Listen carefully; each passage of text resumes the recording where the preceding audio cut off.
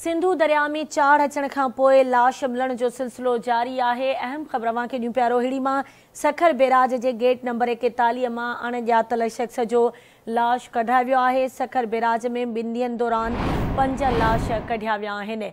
अहम ख़बर खां अवां खे आगाह कयूं पिया।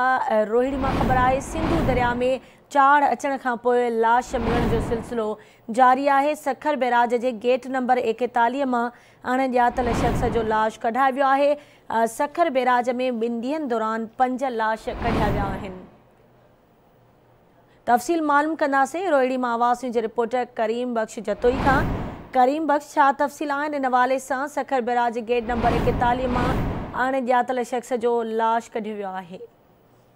जी मां तव्हांखे ॿुधाईंदो हलां त सिंधु दरिया में जेका तेज़ी में पाणी अचण जो सिलसिलो जारी आहे। जे लाशनि जो जेको आहे तेज़ी सां जेको आहे सिलसिलो जेको आहे गेटनि वटि जेको फासण जो सिलसिलो जेको आहे तेज़ी सां जारी आहे। पर गुज़िरियल राति खां वठी जेको आहे जेको आहे अॼु हिन वक़्तु जेको आहे 7 जेके लाश फाथल हुआ उन्हनि खे इलाइक़े वासियुनि ॾिसी करे जेको आहे पुलिस खे इतला ॾिनो। जे बाद जेको आहे रेस्क्यू ऑपरेशन करे हिकु लाश खे जेको आहे 41 नंबर गेट मां जेको आहे कढियो वियो। जॾहिं त 6 जेके लाश आहिनि उहे जेके आहिनि मुख़्तलिफ़ गेटनि में जेके फाथल आहिनि जिन्हनि जी जेको आहे रेस्क्यू ऑपरेशन कयो पियो वञे, जिन्हनि खे जेको आहे उन्हनि खे कढे करे जेको आहे अस्पताल मुंतक़िल कयो वञे। ठीकु आहे, मुंहिंजी महिरबानी करीम बख्श अपडेट करण लाइ।